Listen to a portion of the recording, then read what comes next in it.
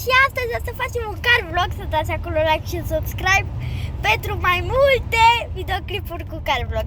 Suntem într-un BMW seria 5 și 2023, nu?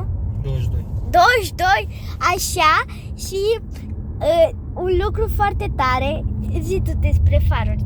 Deja la faruri s-a terminat șmecheria, zi. Sunt faruri LED, laser. Laser. Și eu tot timpul mă încurc cu LED. Și sunt foarte tare, pentru că noaptea, când nu e nimeni. Deci acum o să facem ca din popeni. Haide să vedem încă prinde suta. Hai, dai. Ne-am oprit.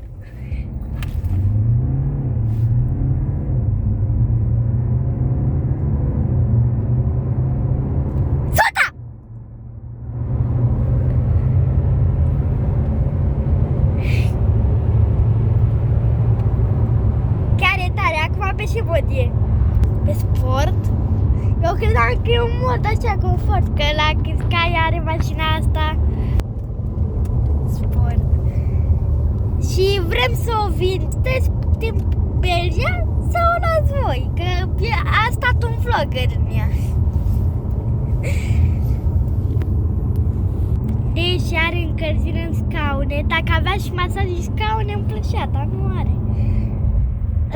Asta te orbește noaptea, e prea mare, e mai mare decât la Tesla. Așa, ce să mai arăt eu? Nu știu ce să mai arăt. Deci panoul ăsta, BMW, tot seria 5, cât era? 2021, nu? 2012 și tata era în față cu mama. Și tata a vrut să miște de asta, de rotisa asta, să bagă ceva la GPS, să bage ceva la GPS și m-a dat cu mâna de cafea. S-a stricat tot panoul ăla, a vândut-o și după când a vândut-o, tata a plâns după ea, dar chiar zici că ne lipsea ceva în casă, dar chiar era, îmi plăcea mașina aia mult rău. Da, mama, am lăsat-o vândat. Mașina asta chiar e tare.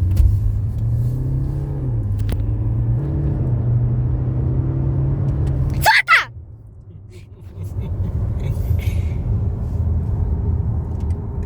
Acum o să ne ducem la spălătorie, la car wash. O să alimentăm aici. Aici. Și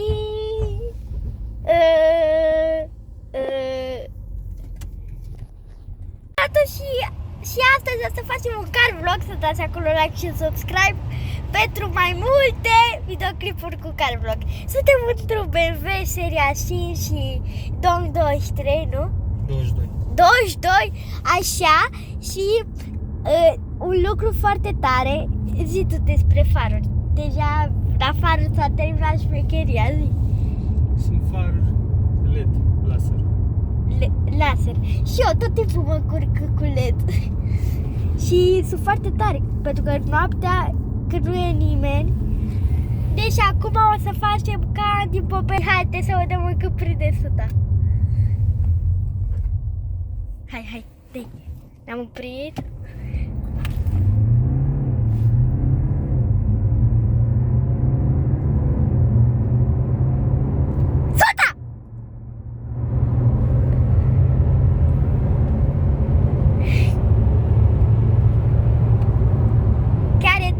Pe ce mod e?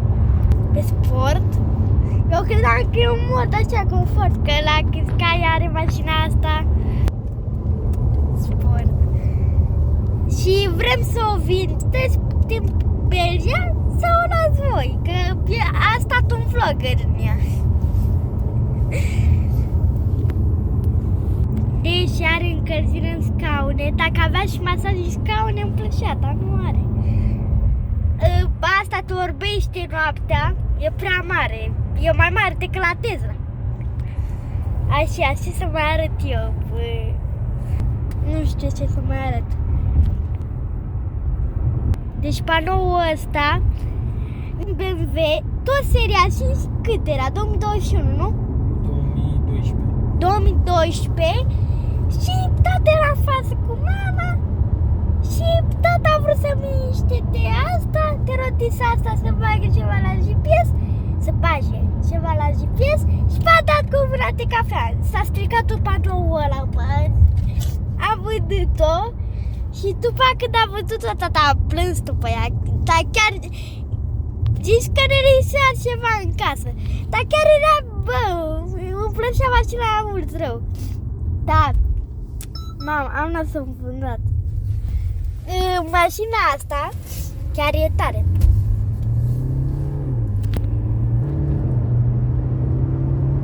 Fata!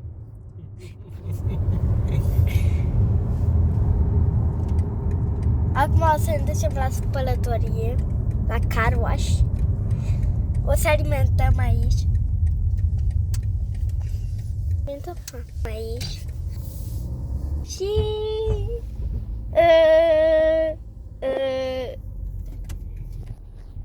am ajuns și noi în parcare și o să vă arăt chestii de pe ea. Deci cu ce să încep? Hai că încep cu roțile.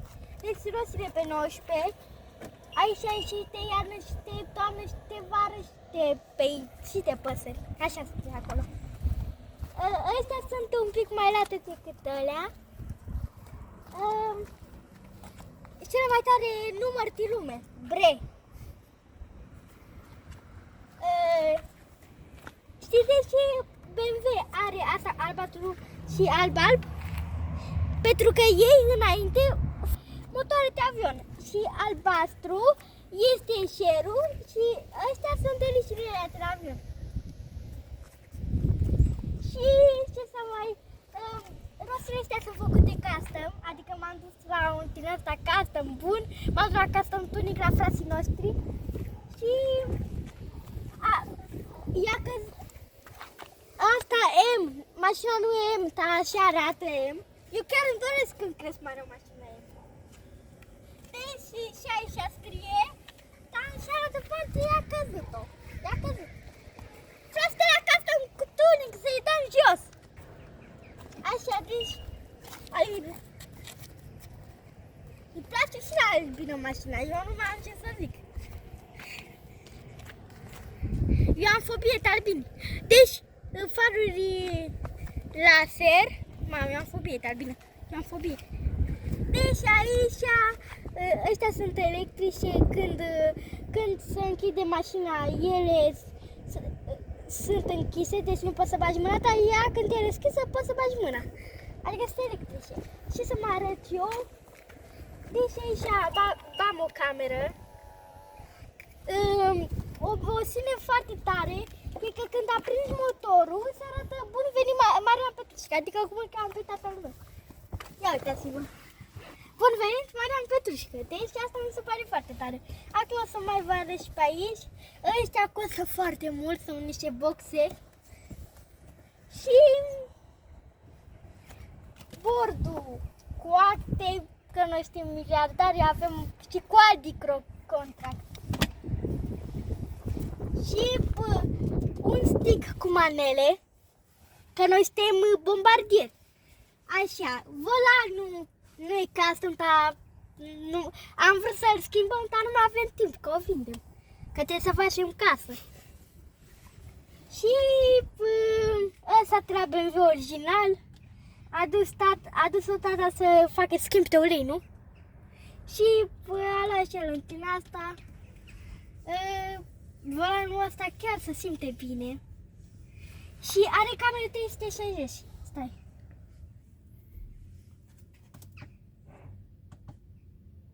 Trebuie să aprind motorul. Acum este asta pentru aprentă, dar doar tata are aprenta. Deci eu nu pot. Așa. Deci să mă înveți un pic. Deci cum trebuie să aprind motorul? Deci apăs pe asta și pe accelerație și pe ce? Pe accelerație? Pe ce? Pe asta? Pe asta e sigur. Pe asta. Pe frână. Pe frână? Asta? Asta? Da. Ok. Ai accelerație. Frână. Asta? Da. Să nu mor. Dacă mor,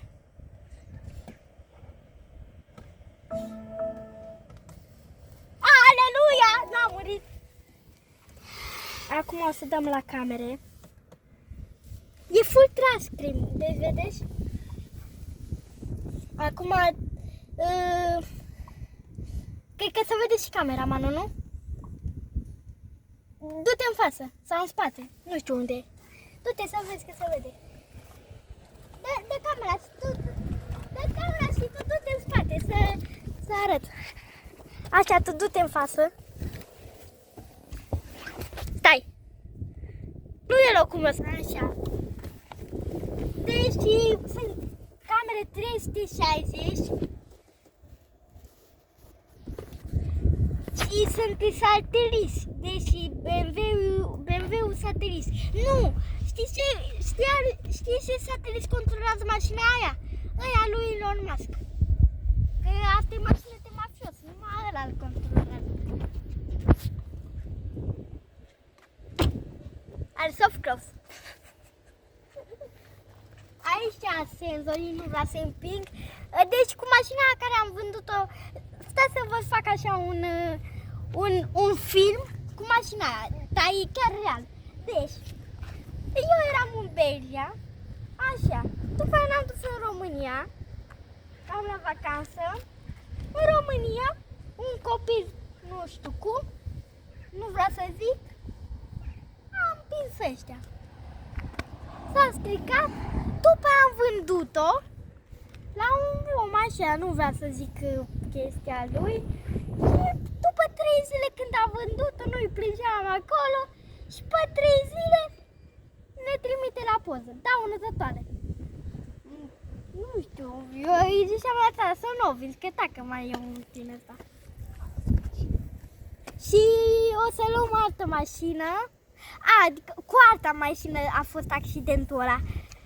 Vrei să tata o băgăm pe car vertical? Să vedem ce are. Ce are? Nu știu, cine știe. Că n-are nimic, e nouă. Păi dar cine știe că ăștia treaba pe Venus și secretele. Hai, o băgăm? O băgăm. Hai, pune pe pauză.